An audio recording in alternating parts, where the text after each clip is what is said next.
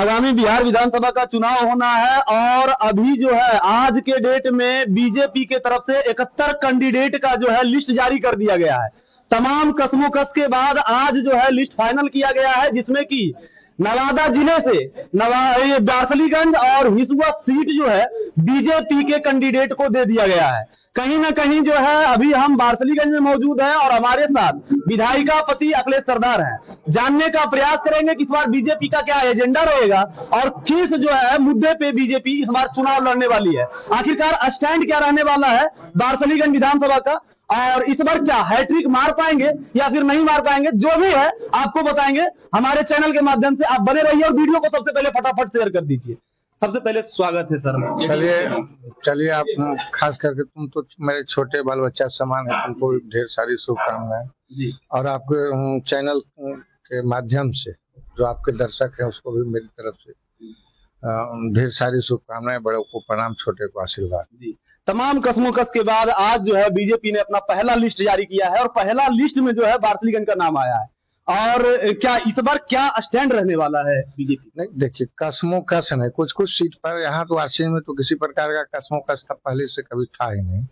और खासकर बिहार प्रदेश की बात है तो बिहार प्रदेश में कुछ सीटों पर होता है, तो कुछ सीटों पर कसमा कस था, जिसके उपरांत आज जो है सो भाजपा ने अपनी पहली लिस्ट, भारतीय जनता पार्टी ने पहली लिस्ट जारी की जी। महागठबंधन का अभी तक जो है अपने में भी जो है तो कांग्रेस है और आरजेडी है, उनमें अभी तक फाइनल नहीं हुआ है और भारतीय जनता पार्टी पहली लिस्ट जारी भी कर दी है। क्या कहना चाहिए? देखिए एक बात है कि महागठबंधन जो है वो ठगबंधन है, और ठगबंधन इसलिए है कि आप कहिएगा कि उधर आपकी तरफ भी रस्साकसी हो रहा है, तो दोनों तरफ जैसे महागठबंधन ठगबंधन इसलिए है, उसमें एक परिवार चाहता है कि मेरा जो सत्ता से बेदखल हुए किसी प्रकार से उस सीट पर जुगाड़ हो जाए, और कोई उसमें चाहता है कि डिप्टी सीएम पद हमको मिल जाए। इस हिसाब से तो ठगबंधन है, तो उसमें लटबंधन होगा ही। बिल्कुल। अच्छा, क्या स्टैंड रहने वाला है इस बार भारतीय जनता पार्टी की? भारतीय जनता पार्टी का स्टैंड साफ है, सबका साथ, सबका विकास, सबका विश्वास, सबका प्रयास, और यही मूल मंत्र के साथ हम लोग आगे बढ़ रहे हैं। और स्टैंड में हम लोगों का है कि 2047 में हिंदुस्तान आजादी का 100 वर्ष पूर्णे जा रहा है। 47 तक में हम लोग विकसित राष्ट्र की कल्पना करते हैं। विकसित राष्ट्र के साथ साथ मेरा राष्ट्र भारत माता की जय के साथ हिंदुस्तान का पूरे विश्व में विश्व गुरु बनकर विश्व के मानचित्र पर अपना सम्मान, अपना गौरव स्थापित करे, इसी उद्देश्य के साथ हम लोग आगे बढ़ रहे हैं। क्या कहीं ना कहीं जो है विपक्ष का आरोप रहता है कि नीतीश जी का जो है मानसिक स्थिति ठीक नहीं है और उनका उम्र भी हो चला है, तो क्या फिर से जो है एनडीए नेतृत्वता जो है नीतीश कुमार को दे रही है? कहां तक सही? 80 बरस के मैंने कहा, आप सुने होंगे कि 80 बरस में हड्डी जोश पुराना था। उनके विषय में वीर कुंवर सिंह के बारे में सुने थे ना? क्या सुने थे? 80 बरस की हड्डी में जागा जोश पुराना था। बिल्कुल। और तो वो उसी बात है। अब अभी आप नीतीश कुमार जी के कार्यक्रम, माननीय मुख्यमंत्री जी का जो अभी चला 2-3 महीने के अंदर बिहार के लोगों के विषय में जो बिहार सरकार जो किया, स्वस्थ मानसिकता दर्शाता है या बीमार मानसिकता दर्शाता है, हम आप ही से पूछना चाहते हैं। उनके क्रियाकलाप से क्या लगता है कि हर व्यक्ति, बिहार के केंद्र सरकार और हमारी बिहार सरकार हर व्यक्ति का ख्याल रखा, छोटा हो, बड़ा हो, गरीब हो, अमीर हो, चाहे किसी वर्ग का हो, किसी धर्म का हो, सबका ख्याल रखा। यह स्वस्थ मानसिकता का परिचायक है। अब जो जिसको लगता है किसी विरोधी के पास कोई एजेंडा नहीं रह गया, तब कुछ बोलना विरोधी का काम है। अच्छा, कहीं ना कहीं विरोधियों का ये भी आरोप रहता है कि जब चुनाव आता है तो वो चॉकलेट बांटते हैं, चॉकलेट के रूप में कहीं ना कहीं 10,000 रुपया जो है तमाम जो है दीदियों के खाते में डाला गया, और कहीं ना कहीं जो है 125 यूनिट बिजली भी जो है मुफ्त किया गया। और एक और आरोप रहता है कि जो तेजस्वी यादव बोलते हैं उनके ही कहीं ना कहीं पद चिन्हों पे जो है बीजेपी चलने का काम करती है, एनडीए चलने का काम करती है। क्या कहेंगे? जैसे देखिए बात, अब पहले से मौका किसको मिला? पहले राष्ट्रीय जनता दल को मौका मिला 15 साल।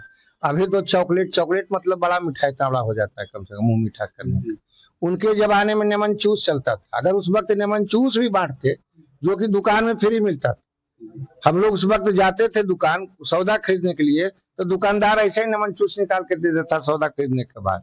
तो उनके जमाने में नेमन चूस मिलता। अगर 15 साल के शासन में उन्हें मन चूस भी अगर छोटा छोटा आता था वो दिए होते तो हमको लगता है उनको ये मलाल जो है उनको जो सत्ता से बेदखल होने का जो मलाल खटक रहा है, जो समझ रहे हैं कि मेरा बिहार जो है बपौती है, वो पद जो है मुख्यमंत्री पद बपौती पद है, तो ऐसा परिवारवादी भ्रष्टाचारी बिहार की जनता स्वीकार करने नहीं जा रही है। जी, कहीं ना कहीं कैमरे के माध्यम से बार्सिलीगंज की जनता आपको देख रही है और बार्सिलीगंज की जनता का सवाल रहता है कि जो है कोई भी शैक्षणिक स्थान जो है शैक्षणिक जहाँ पे जो की है जैसे ITI हो गया, फिर मेडिकल कॉलेज हो गया, इस तरह का कोई भी बार्सिलीगंज में आज तक अभी तक लगातार जो है 10 सालों में नहीं खुला। क्या कहिएगा आने वाली सरकार में ये सब हो पाएगा? नहीं, देखिए एक बात बताते हैं, पहले शिक्षा कहे तो पहले जो था 15 वर्षों के शासन में सब सारा बिहार का स्ट्रक्चर जो था ध्वस्त था।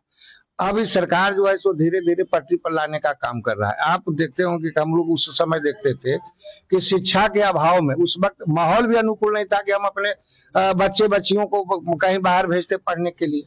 तो उस वक्त जो है सो खासकर बच्चियों को तो बाहर स्कूल भेजना, बगल के गांव स्कूल में भी कहीं कहीं ज्यादा कदा 2, 4, 5, 10 किलोमीटर पर स्कूल रहता था तो वहां भेजना मुश्किल था। आज शिक्षा की स्थिति में सुधार आया है कि हर पंचायत स्तर पर +2 की पढ़ाई की व्यवस्था है और हर अब हम लोग आने वाले समय में हर प्रखंड स्तर पर हम लोग चाहेंगे कि PG की पढ़ाई हो। और सरकार जो आप कह रहे हैं कि कॉलेज, आप देख रहे हैं कि पहले जिला स्तर पर भी अब जो है सो आपका केंद्रीय विद्यालय की स्थापना हो रही है। जिला स्तर पर आपका पॉलिटेक्निक भले खंडवा में खुला, कहीं तो खुलेगा, लेकिन जिला स्तर पर भी जो जैसे पहले एक एम्स हुआ करता था स्वास्थ्य के मामले में, एक वहाँ, लेकिन आज देखिए कि बिहार के अंदर 2 एम्स तो उसी प्रकार से अभी हर जिला पॉलिटेक्निक की पढ़ाई की व्यवस्था, केंद्रीय विद्यालय की व्यवस्था केंद्रीय विद्यालय पर हो रहा है। और ये रफ्तार अगर पकड़ेगा तो हम समझते हैं कि विधानसभा स्तर पर प्रखंड स्तर पर आने वाले समय में संभव हो सके, पलायन रोक दिया जाएगा। देखिए पलायन तो अब बहुत ज्यादा माना, पलायन तो हम तो शब्द जो आप कहते हैं कि हम देखते हैं कि अब गांव घर कस्बा में मजदूर नहीं मिलता है और हर एक मजदूर की कमाई 500 से 600 की लगभग हो गई है। तो 600 भी समझिए तो 1800। और सरकार जो व्यवस्था, बुनियादी व्यवस्था जो सरकार दे रही है, उसको मुफ्त में राशन, उसको मुफ्त में शिक्षा, उसको मुफ्त में स्वास्थ्य की व्यवस्था, उसको मुफ्त में बिजली, और ऊपर से अगर अब बिहार की स्थिति है जो कमाने वाला आदमी है तो बिहार में अब ऐसा नहीं कि रोजगार नहीं मिलेगा, अब बिहार में जो है कमाने वाले लोगों की कमी है। अब मजदूर ढूंढना पड़ता है। कहीं ना कहीं आपका कहना है कि जो है पलायन जो है पूरी तरह से थम जाएगी सरकार बनने के। पलायन रुक रहा है, आने वाले समय में रुकेगा जब अपने क्षेत्र में लोगों को रोजगार मिलेगा, जब बेरोजगारी की समस्या दूर होगा। नौकरी ही प्राथमिकता नहीं रहता है, युवाओं को, बेरोजगारों को रोजगार मिलना प्राथमिकता रहता है। तब युवा जो आज भी समय में जो युवा खटने वाला है भूख नहीं मरता है। जिसके पास 2 बीघा 5 बीघा 10 बीघा जमीन है, अगर खेत पर काम नहीं करेगा, घर में पड़ा रहेगा, वैसा ही व्यक्ति को अभाव से जूझना पड़ता है। लेकिन जिसके पास एक धूर भी जमीन नहीं है और वह कमाना जानता है, वैसा व्यक्ति आज के समय में संपन्न है और सुखी है, वह भूख नहीं मरने वाला। अच्छा, बार्सिलीगंज विधानसभा पे आते हैं तो आप अपने विपक्षों को कैसे देखते हैं? विपक्ष के पास कोई एजेंडा नहीं, विपक्ष को क्या देखेंगे? आप विपक्ष का भी सुने होंगे। हम तो कहेंगे कुछ जो विपक्षी लोग हैं उनके साथ चूंकि देखिए अब विपक्ष का शीर्ष नेतृत्व ही है जो उसका बस एक एजेंडा है कि किसी हिसाब से उस कुर्सी को पाले। कुर्सी पर काबिज होना, कुर्सी पर ये मायने रखता है, ये मायने उनके लिए नहीं रखता है कि हमको अपने बिहार विधानसभा के लिए कुछ अच्छा करना है, अपने जिला के लिए कुछ अच्छा करना है, अपने राज्य के लिए कुछ अच्छा करना है, अपने राष्ट्र के लिए कुछ अच्छा करना है, ये मानसिकता नहीं। एक परिवार का जो राजतांत्रिक व्यवस्था है उस व्यवस्था को स्थापित करना है, कायम करना है। और जो 90 के दशक में जो वैमनस्य का बीज लोगों के बीच, आम लोगों मानव के बीच जो वैमनस्य का बीज अपने स्वार्थ, निजी स्वार्थ के कारण जो बिहार में बोया गया था, उस बीज को जो नीतीश कुमार और माननीय प्रधानमंत्री के नेतृत्व में जो बीज को जो खत्म हुआ है और 20 साल के बाद जो अब जब बिहार अपना रफ्तार पकड़ा है, तब फिर से यह रफ्तार या बिहार का विकास उनको अच्छा नहीं लग रहा। आज रात में आदमी टहल रहा है, बुल रहा है, घूर रहा है, आज अभी हम चलेंगे 1-1.5 घंटा में पटना पहुंच जाएंगे। ये सब जो व्यवस्था हम तो देखे है, आ रहे थे पटना से, तो जो नीतीश जी बनाए हैं अभी आपका जो मैरीन ड्राइव, उस पर लालू जी रोज घूमने जाते हैं। अच्छा, रोज शाम के शाम आप पता कर लीजिएगा, घूमने जाते हैं। उनको भी लगता होगा, अभी उनको मलाल आता होगा, वो हम भी कुछ अच्छा किए होते। उनको लगता होगा कि एक हम इस दुनिया से जाएंगे तो मेरी पहचान जंगल राज होगा। और एक नीतीश कुमार को जो है सो अपने आप को वह जो अगला जो एजेंडा है, जो कहता है कि हमको मुख्यमंत्री की घोषणा करो, वह परिवारवादी पार्टी है। यहाँ हमारे भारतीय जनता पार्टी में न प्रधानमंत्री परिवारवादी पार्टी है और न बिहार में माननीय मुख्यमंत्री परिवारवादी पार्टी है।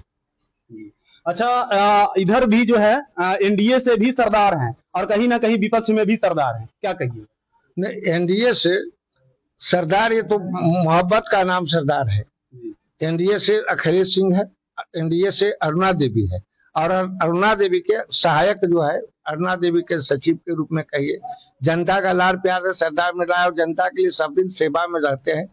एक जो है, एक समूह को लेके चलना, तो ये जो मानव समूह है इसमें भी दो तरह का है, एक बिच्छू स्वभाव का और एक जो है सो साधु स्वभाव का। तो जो एक संत स्वभाव का जो है, जो अच्छा एक विकास का रफ्तार पकड़े और एक विनाश का रफ्तार पकड़े, आप दोनों का भाषा से समझिए, दोनों आदमी के भाषा से आप समझिएगा कि दोनों आदमी का लाइन क्या है। बार्सलीगंज की जनता ही पूछ रही है कि दोनों तरफ से यदि सरदार टकराते हैं तो क्या बवाल मचने वाला है बार्सलीगंज? कुछ बवाल नहीं होने वाला है, कहीं कुछ बवाल नहीं होने वाला है। अब उसका समय नहीं आ गया कि लोग जो है लाठी में तेल पिलाएगा, समझ गए? अच्छा, आप किनको ज्यादा सीरियस लेते हैं? तो कलम से ज्यादा अब तो उंगली चलने लगा कंप्यूटर पर। अब कलम भी कम, अब कंप्यूटर युग आ गया। सीरियस हम देखिए, विरोधी दो प्रतिद्वंदी आपके अगेंस्ट हैं, एक जो है कि मंटन सिंह और एक है अशोक महतो, किनको ज्यादा सीरियस लेते हैं? सीरियस उन लोगों, किसी को हम सीरियस नहीं लेते हैं। सीरियस रूप में ही लेते हैं कि जो पहले पार्टी हम पर भरोसा किया और जनता के बीच में जाएंगे, जनता का फिर जो चुनौती होगा उसको हम सीरियस के रूप में लेते हैं। विपक्ष को सीरियस नहीं ले रहे हैं? विपक्ष को क्यों सीरियस में ले? विपक्ष का तो काम है अपना जो है तो हम समझ रहे हैं कि एजेंडा विहीन है। हम तो कह दिए कि कोई विपक्ष एक शब्द हमको बता दे कि कुछ विजन बर्बाद किया होगा, तब ने उसको हम सीरियस लेते। क्या इस बार भारतीय जनता पार्टी बार्सलीगंज में हैट्रिक मार पाएगी? बिल्कुल मार पाएगी। ये तो जनता सवाल जो है, ये तो मेरा विश्वास है और इस सवाल का असली जवाब जनता देगी। बिल्कुल। देखिए, हमारे साथ जो है विधायिका पति अखिलेश सरदार थे और तमाम मुद्दों पे हमने बात किया और भी